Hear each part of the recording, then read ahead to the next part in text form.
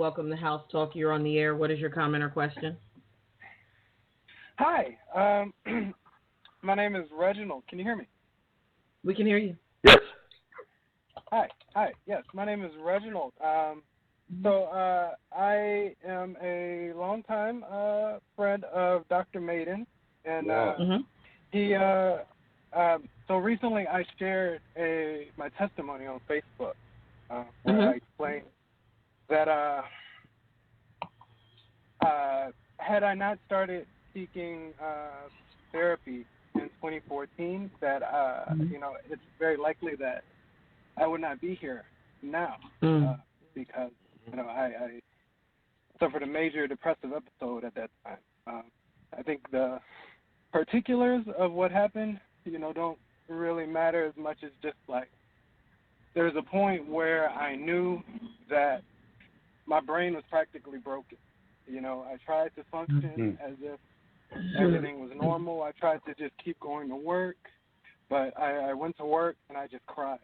I couldn't answer phone. I couldn't respond to emails. I couldn't, just all of the normal things that, it was just at a point where I could not function, and I knew that something was wrong.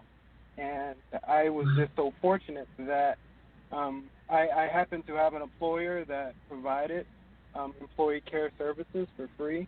And, someone informed me, my mom said, she was like, hey, if you need to talk to someone, hey, call this number. These people will help. And so I called and left a voicemail crying, because I just couldn't sustain talking without crying at that moment. But I called crying, explaining that, I just needed to talk to someone and that, I was just going through a really rough time and I needed help.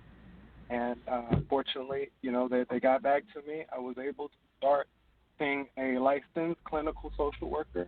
I believe that she used CBT.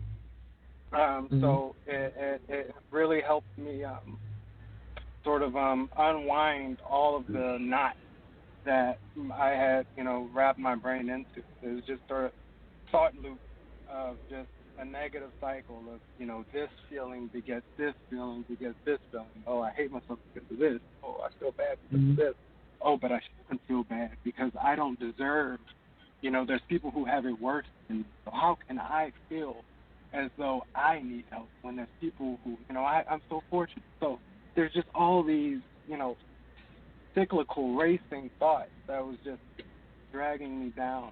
And once I, really took that step to making a commitment to take care of my mind, it changed me. It changed my life. And now, I'm trying to be an advocate, for these services. I'm no professional by any means, but I want to help try to break that barrier because I know so many black men, such as myself, have, there's where we don't even know it's an option to start off. And then if we do know it's an option, it still takes a certain level of vulnerability that I don't think we are conditioned to be comfortable with. Hey, Reginald, do you believe now that since, and I appreciate your openness and your honesty, and it's going to help so many people more than what probably anything else maybe on the show has been, that you've been there, done that, and there's hope for anyone listening. Yeah. Do you feel that since you have gone through this and you see the positive outcome of what could have been and now where you are, the progress that you've made, do you feel that now you're going to be a tool or a vehicle to be able possibly to help so many people in the future? Do you see that you're going to be... because I don't think anyone goes through this. As you see that you're going to become a tool, you could end up being used in such a major way for other people. And I just encourage that because I do have another commitment. I'm going to have to go. But I encourage that Thank you for sharing, and then I'll let the other two doctors talk in great detail with you. But use the negative and turn it to a positive, and you're going to end up seeing your progress and healing 10 times, 100 times faster because you've helped other people. Always when you're climbing the ladder out of the hole, always take time to reach back and grab a hold of a hand of somebody else and bring them up with you. So I appreciate you, and I applaud. And then I'm going to bow out, and you guys have a good evening. But keep talking, but thank you for sharing, and please help as many other people as you can. And may other people call in and be able to have a way of connecting with you. Thank you, Reginald. Dr. Williams, thank you very much. Okay, so, God bless y'all. Let me add on this, Reg, before you respond. So Reg is right. I've known Reg for, about 10 years, Reg? 10, 15. I was a kid. Yeah, I was a little baby, it feels like. Yeah, and the cool thing about this young man is, when Dr. Williams talking about connecting with other people, Reggie is a lyricist. Reggie is somebody who has this way with the words that truly connects with people.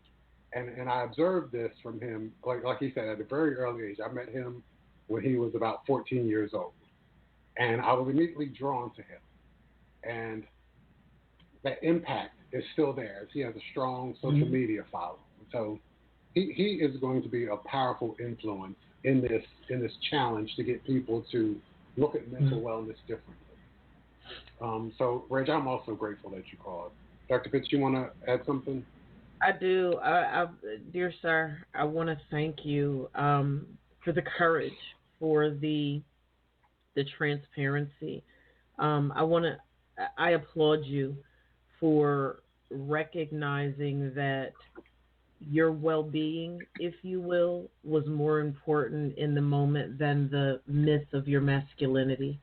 So oftentimes, the whole notion of men asking for help is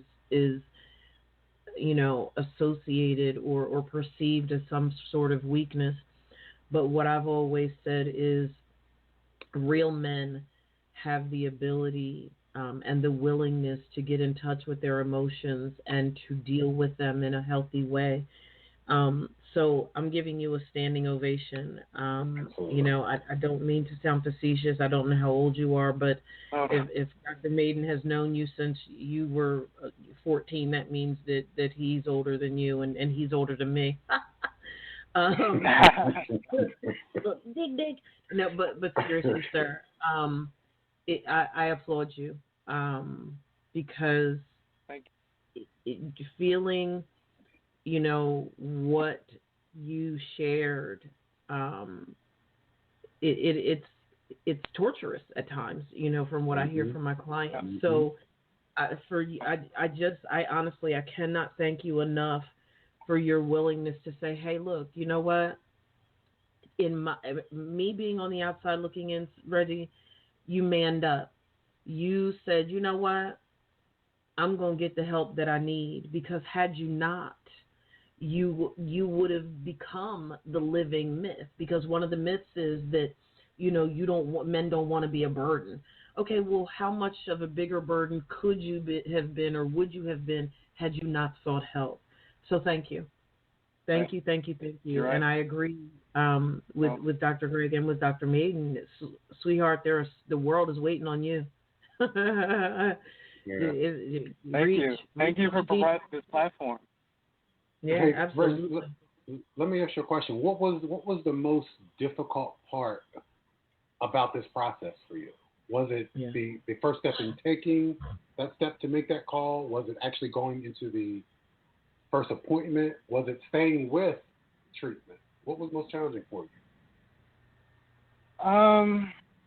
Great question. I would say the biggest challenge would be before that point. I think I just lucked up in the timing of it because, I probably had been struggling with depression for 10 years prior, but it wasn't until I went through an episode where it just shifted so quickly that I was like keenly aware that, wait, this is different. This is not my normal depression. And it just like, I just knew something was immediately wrong. But before that, there was 10 years prior where, I certainly could have used mental health services. And it's a daily thing of just ignoring the signal, of just, not being open with myself, not being open with, the possibilities that I can, could have needed mental health treatment. Just my ego telling me that, there's a way for me to outsmart the notion of neurosis, that I feel like if I just know all of these facts, all of this data, it sounds so ridiculous to say it out loud, but this is what I would tell myself for years and years and years, is that I don't need mental health because I'm so brilliant, but it took, and I think I feel fortunate in this way that it happened so suddenly, and I just had the access, because that's another thing is that, I hear from so many people who, are struggling to find, mental health services because it's so expensive, especially if, you really need like inpatient treatment and things like that. Like our mental health system is crazy. Our health system is crazy. It's so rough. So I was just fortunate that, right place, right time for me to be able to get the treatment that I needed. So, I don't want to say all that without, expressing my gratitude for how fortunate I was, because I know that, there's a lot of people who are keenly aware that they can go, but, that the access is just not there. And Reggie, go ahead, Dr. Pitts. I was going to say, I'm sorry, Dr. Pitts. Reggie, you said a couple of key things that jumped out at me. You said you knew there came a point in time where you knew that something was different than the other degrees, if you will, of depression that you had. Can you speak to that a little bit? Like what was different? Because you're not alone on that island. We've got listeners out there that can you speak to that and share a little bit about what was different and what made you know, hey, I got to do something here? Well, so normally, I suffer from dysthymia. So it's sort of just a general glossing of depression and over everything, where, I can't feel too high, I can't feel too low. There's just a constant, gravitational force for, just a mid-even kill. And so that has just been the experience that I've known my whole life. But I went through a traumatic event, and, knowing that it was a traumatic event, and just knowing that my brain was broken now, like just the knowing that I was not able to function, and then that was the signal that, something is wrong here. But it may not be the same for everyone, but for me, in my case, it was just, after there was, before the traumatic, the experience, and then after. And I already had depression starting off with, but once there was that added event, I was just dysfunctional. That's the best way I could describe it. And I knew that I was dysfunctional, and I didn't want to be that way. I wanted to be a light in other people's lives. So, and the folks that around me that I trusted, help, well, you can get mental health services. And I listened, and I was fortunate enough to, be led to, a very well qualified therapist, very well trained therapist, and it worked out. Whereas one of the things that drew me to your post that you put on social media was just how honest and open you were about it. Did you have any thoughts about how people would react, whether you'd be judged, whether people would, because as we've talked about, that stigma remains, unfortunately. It doesn't make sense. Yeah. It's not logical, but that stigma remains. So did you have any thoughts before you posted that? And can you talk a little bit about that? So, if I could explain, so I'd have to explain where it came from, and then a little bit of like afterwards, because it was after posting it is when I really had the reflections of insecurity and stuff. But the beginning of the post, it was in reaction to the there was a young black man who was pretty big on social media by the name of Etika. He's like right in my brain, like right in like very similar circles to what I am, and online and on YouTube. And he took his life last week, and his body wasn't found until earlier this week. And once that news came out, his name is Etika, by the way, Etika. But he in his last video, he like explained like with clarity that he hadn't taken his mental health seriously. He explained that he didn't see the walls closing in until he felt like it was too late, and that there was he felt like it was just an unsurmountable amount of work for him to be able to face the realities of the consequences of his actions. So I took that as a signal. Like, I see myself in him. I see so many of my brothers in him, and I just it happens, but I just couldn't sit back and not feel like I'm doing everything I can to sort of help prevent folks from being in that position, because I know that had I not gone to therapy, had things not happened in that right order, and had I not been in the right place, right employer, I could very well have been in his position.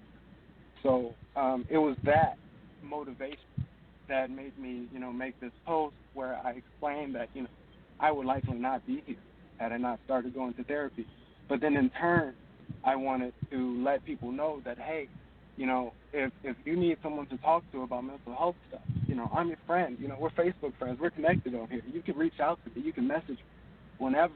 And I'm here to talk to you about it. And if you'd like to be informed or resources, then I could do that. I've helped a lot of friends find therapists. I know it feels challenging from, the standpoint of when you haven't done it before. Like, I don't know, what do I do? Who is it? What's it like? So as someone who has gone through this experience, I feel like, the very least I could do is try, to help others, take advantage of, these services that are out here. Yeah. Absolutely. So, but I wanted to add, on the other end, though, after posting that, I did feel naked.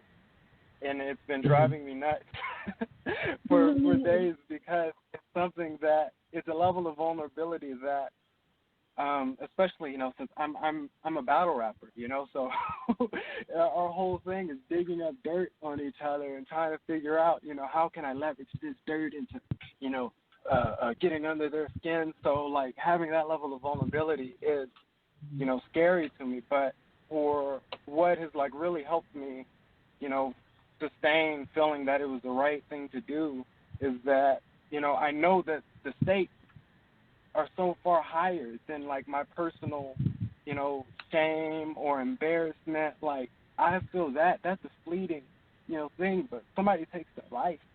That's forever. That's affecting, their community and the people who love them forever. So if me being vulnerable and embarrassing myself, in a couple moments or something, in a fleeting moment, if that's the cost to pay for just the opportunity, chance to maybe, help pull someone off of a ledge, it's all worth it. Mm-hmm. Agreed, 100%. What's the response been since you posted that? Oh man, it was crazy.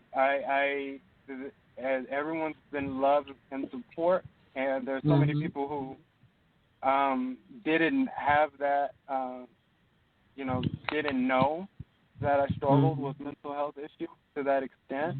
And I think, they, wanted to let me know that, they cared about me and valued me and were happy that I'm still here. So it was great. Everyone, it was a lot of love. And it was people, I hadn't heard from in years, reaching out and saying, hey, man, it's great doing this. And, one of my friends even, took me up on it, on the challenge and said, hey, I'm looking for, mental health services in Vancouver. And I don't know a damn about the mental health services that are available. But I told him, I took up the challenge. I went home, I did my Googles, and I went to the website, and I found contact emails, and I got the contact emails for her, and I set it up, and I sent it to her in a message, and I made it really easy. Hey, email these people, and hey, if you need a template of where you could just drag and drop what your specific things are, but just a little simple message to send. You could take one email and send it to 200 therapists. There's all these emails on here, so it's not a continuous. Oh my God, I gotta write a phone letter every time I'm trying to contact. No, you can just write one and then just replace the words. It's the same thing. You're the same person.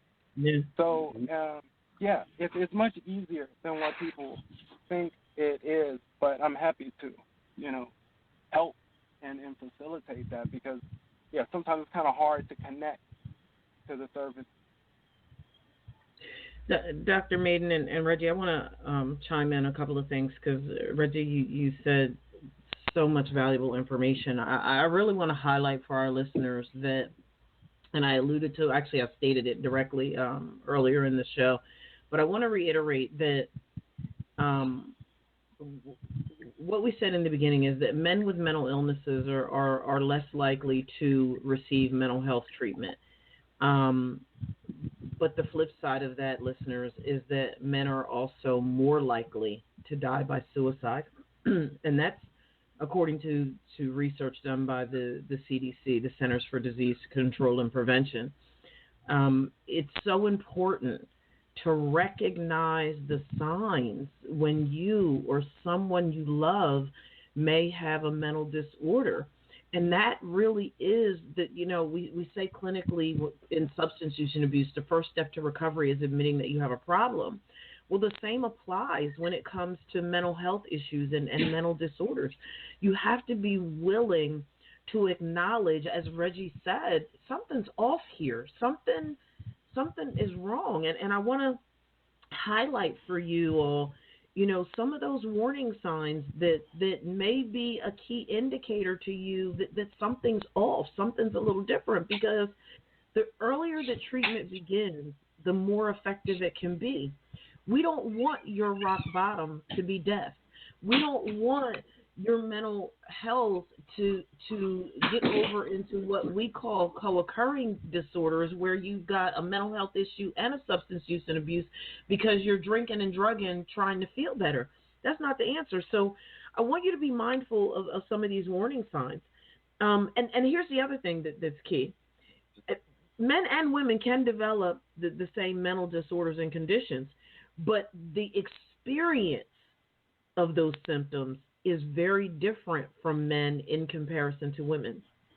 So if you or someone that if you find yourself, angry and irritable and heightened levels of aggressiveness, if you're noticing changes in your mood or your energy level or your appetite, if you're having difficulty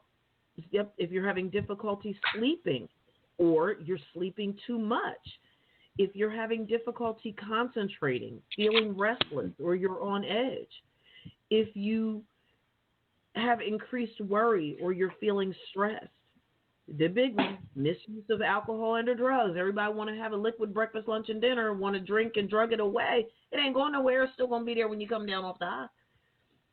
Sadness or hopelessness. Here's another big one, suicidal thoughts.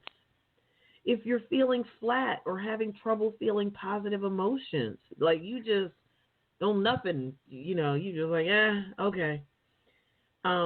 Engaging in high-risk activities, aches, headaches, digestive problems without a clear cause, obsessive thinking or compulsive behavior, thoughts or behaviors that interfere with work, family, or social life, unusual thinking or behaviors that concern other people. We need you to be mindful of these warning signs.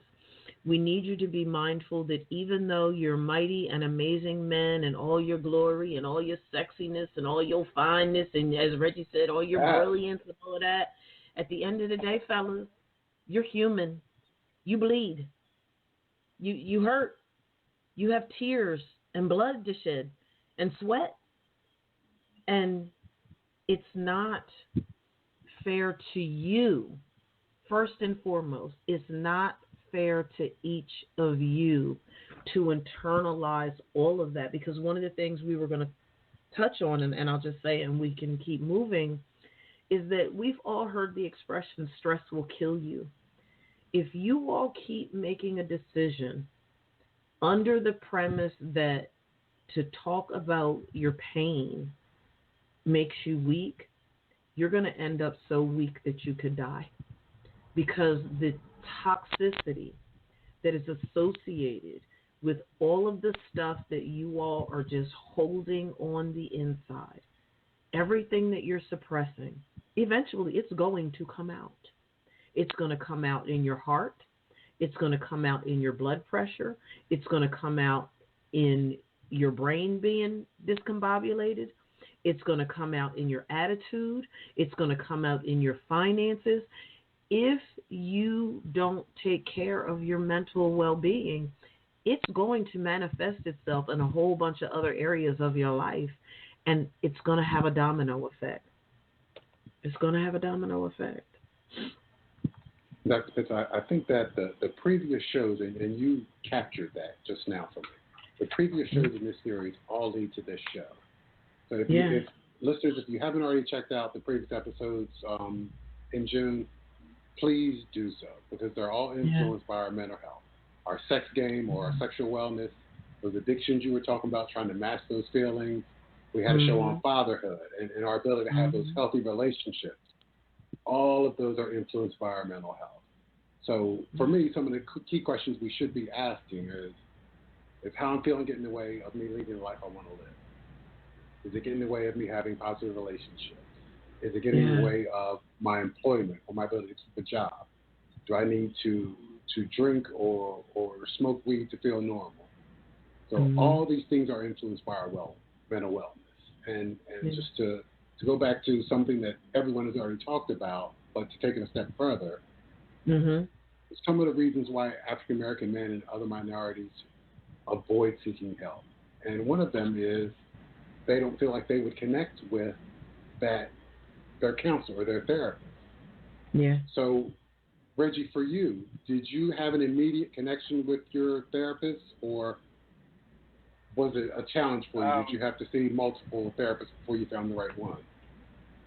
So I was lucky in that my therapist was very well qualified and I suppose trained, because she certainly it was a middle-aged white lady, so culturally she was certainly not coming from a place where she could easily identify with my struggles and what I personally felt like I was going through. But she was well trained and was able to listen, and I think even now, at that time the therapist was assigned to me because it was through my employer, but now once I moved to Seattle, one of the very first things I was like, now that I'm here, I've got to find a therapist, and Seattle there's not that many black people out here, so I was like, I have to find a black therapist. I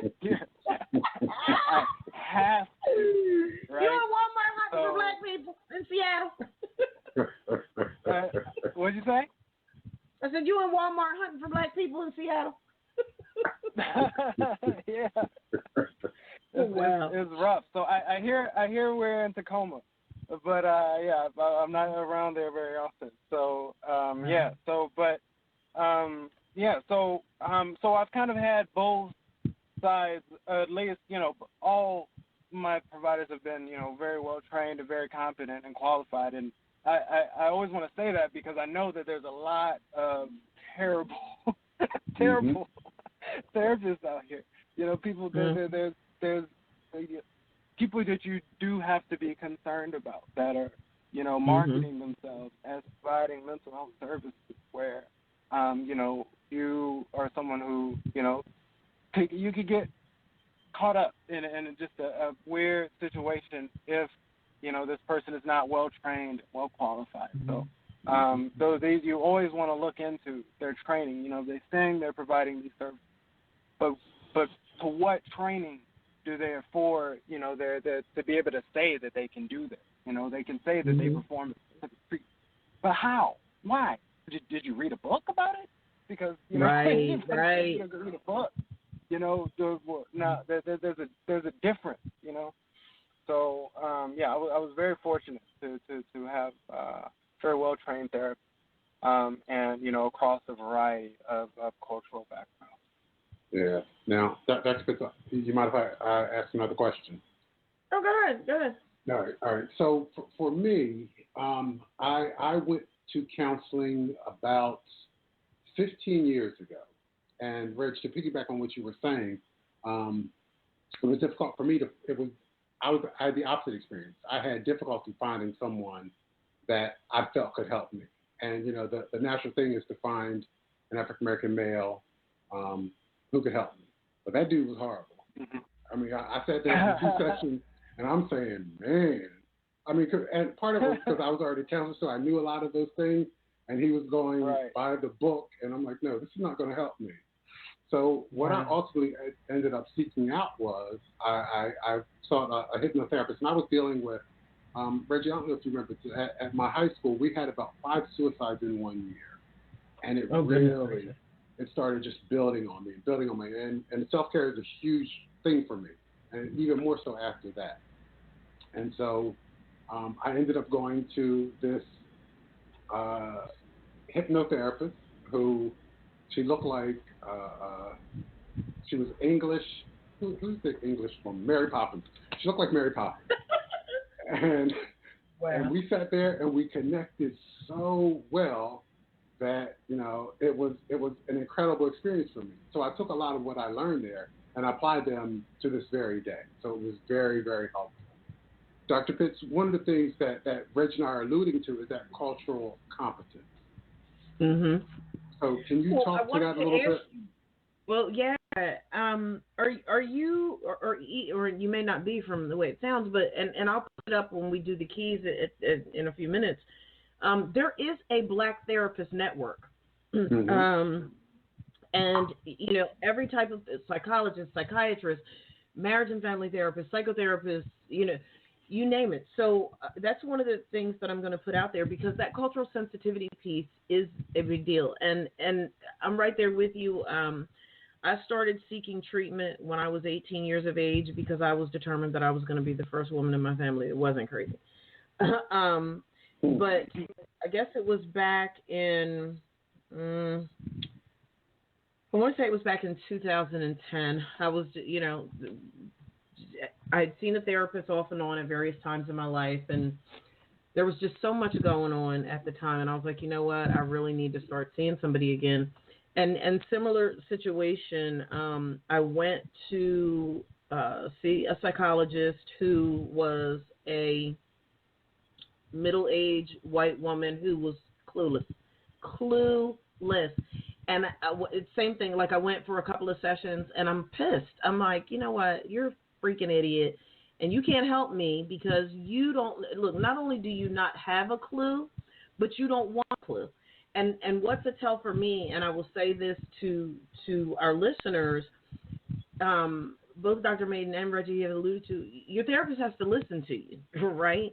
And if you're going in session after session and they're not recollecting pertinent information that you've shared, particularly where your culture is concerned, you need to kick them hard and fast to the curb because the cultural sensitivity is not there. It's that's something that we advocate for. I'm fortunate in that at Drexel, the cultural sensitivity piece is a huge, huge, huge part of our training, and you have to have it. And don't here listeners that are listeners of color, don't feel bad about wanting a therapist that looks like you.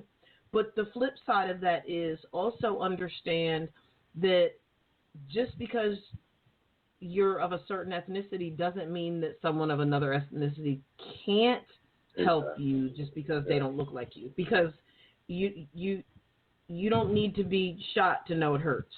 You don't have to have cancer to know. You know what I mean? As both Dr. Maiden and Reggie both said, there are some really, really amazing clinicians out here that know their stuff, and they might not look like you.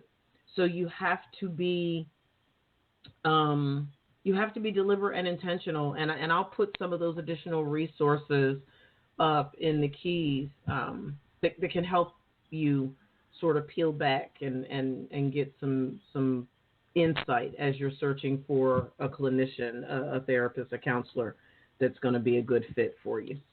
And Dr. Chris, I'm glad you said that because one of the things that I found is people will go once and then say, oh, this person's horrible, I'm never going back to counseling. And unfortunately, that is part of the process. So if you might go to feel like, okay, this African-American man might help me. But as we've all alluded to, that might not be the answer, but you have to stay with it because eventually, hopefully, you'll find someone who you connect with and who can help you get through this challenging part of your life. And it does not have to be someone of the same race or ethnicity or gender. Find somebody that fits you and can help you. Absolutely. Wow. Yeah. We have covered so much information. I wanted to just highlight a couple of disorders that I think that we're seeing, and I don't even ask me, Dr. Maid, I don't have the exact statistics in front of me, but we are seeing increased levels of depression among men. Certainly PTSD is a really, really big one, as Dr. Greg talked about before he had to leave us tonight. Bipolar disorder is another one. Those three in particular, man, when you think about the stuff that you all have to deal with just being men, I said many years ago, I'm so glad. I like being a girl. I just would not want to be a dude. Like, y'all have to. I mean, as women, we have a lot of responsibility. I'm serious. And look, y'all know. I mean, I know that there's some stuff that I say that the women are just like screaming and want to throw stuff at the radio and all of that. But when I look at the stuff that you all are up against societally, just because you are men, and then where black men are concerned. I remember when I gave birth to my son, and when he was old enough for me to start having conversations with him about society and how society was going to treat him because he was a black male, I told him, based on the societal norms in the United States, you came out the womb at a disadvantage because you were born a black male.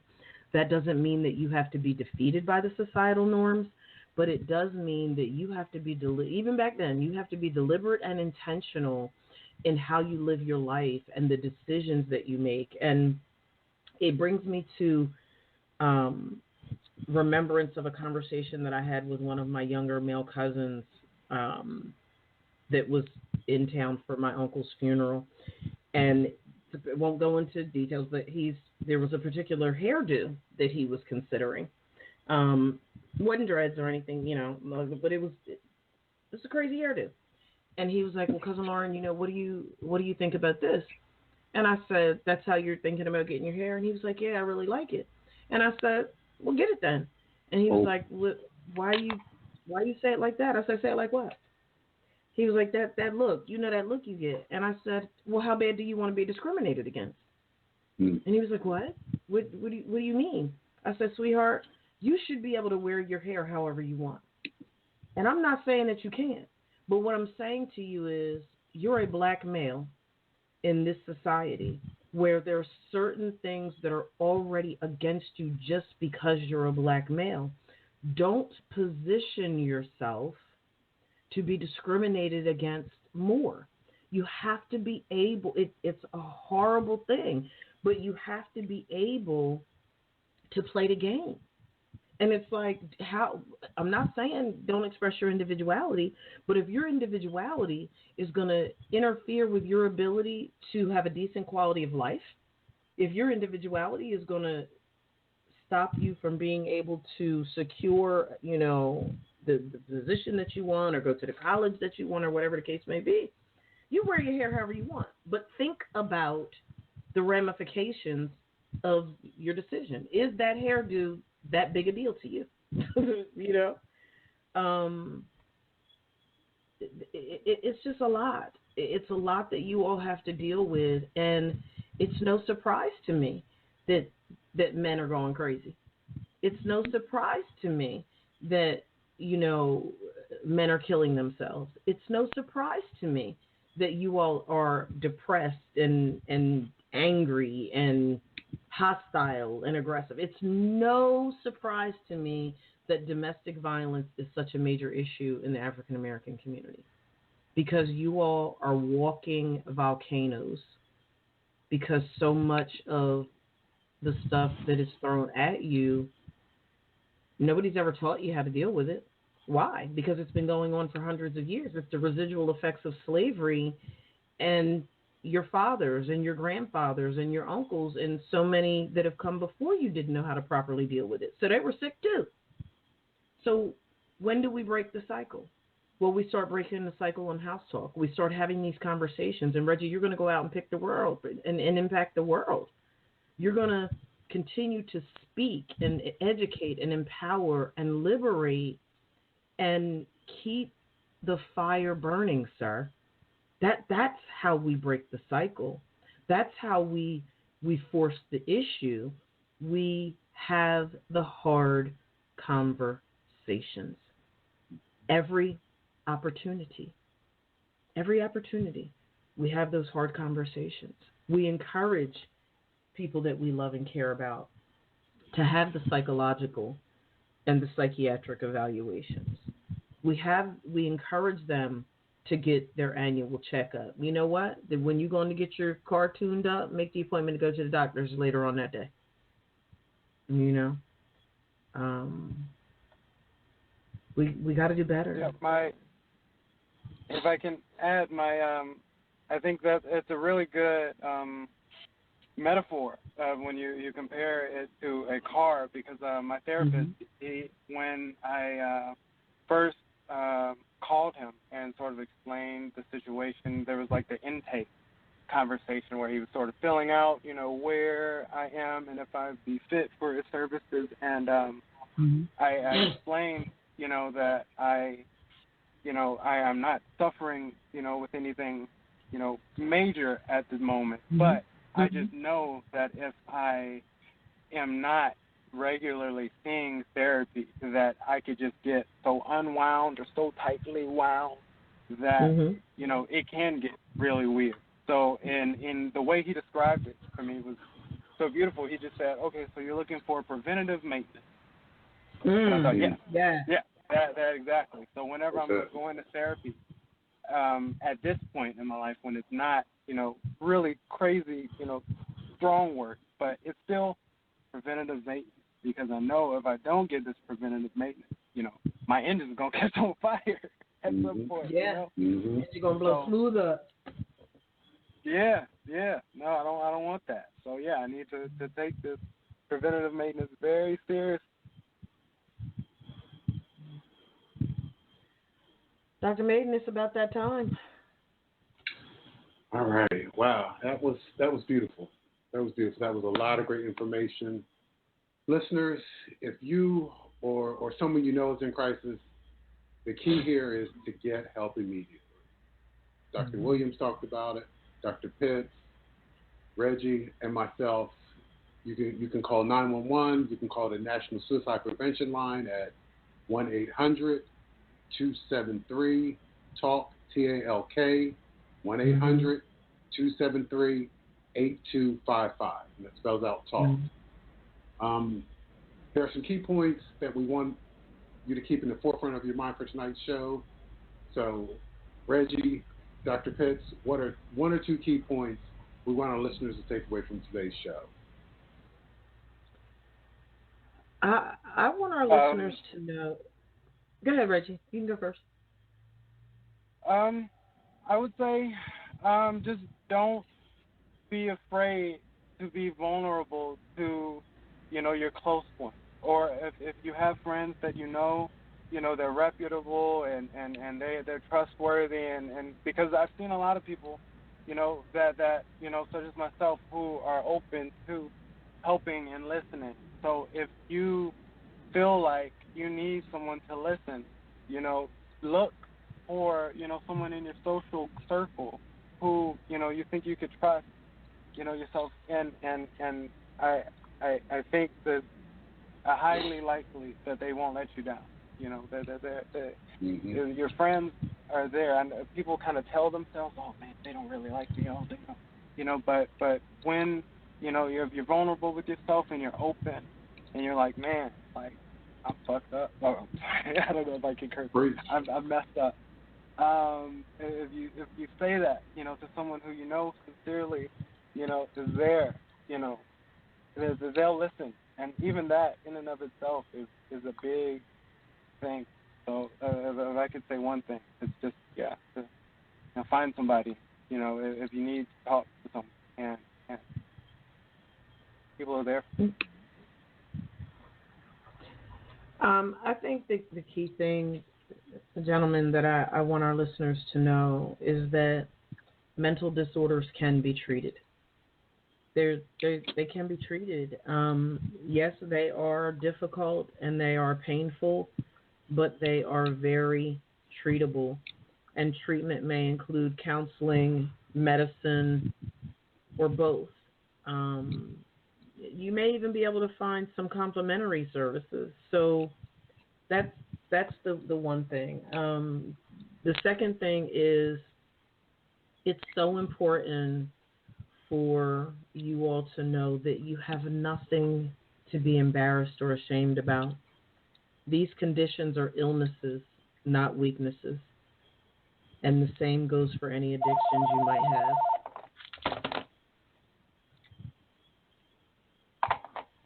That's what I have. What say you, Dr. Maiden? What I say is self-care. Self-care is what I preach to my students, my family, and literally everyone I come into contact with. Whether it's your meditation, it's yoga, I say food is medicine, what you're ingesting into your body. All those things make a difference in your mental wellness. Mm-hmm. And don't accept those negative feelings that Dr. Pitts talked about. That could be depression. Don't accept those because you're not alone. 1 in 5 people are affected by mental illness. Don't feel isolated. Don't feel ashamed. Don't ignore it. Don't try to hide it because, as we talked about, it's going to come out somewhere. It's going to come out in your relationships or whether you're using alcohol or drugs. It's going to come out in some way or another. So have the courage to seek help for yourself, for your family, for your friends, but most importantly for yourself. And just one more thing. Reg, as a battle rapper, you talked about how you felt vulnerable because somebody might use that. But number one, I know you and I know you are brilliant. And I know you will flip this and make it work to your advantage because everyone in that audience is dealing with some type of mental health challenge. So I know you will flip that and make that an advantage for you. So that's what I have. Thank you. Absolutely. Dr. Pitts, I do have a question for you before we go. Sure. Because you left us on kind of a cliffhanger. So what happened with the hair? What did he do? He didn't do it. he didn't do it. You know, and he looked almost devastated. Like, I can't get it. I said, no, you can. You can wear. You have a right to wear your hair however you want. Are you willing to deal with the repercussions that may come as a result of you wearing your hair like that? So he was like, okay, you know, you know how the millennials are. He may or may not, but I tried to told him. So we'll see what he does. We'll see.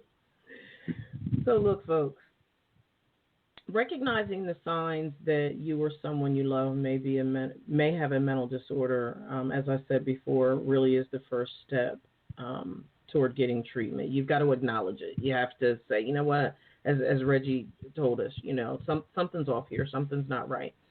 The earlier the treatment begins, the more effective it can be. And the same applies for your physical health. So listeners, we want to thank you for tuning in tonight. Dr. Maiden and I are taking a much needed break to observe the 4th of July holiday with our families. And we want all of you to have a safe holiday as well.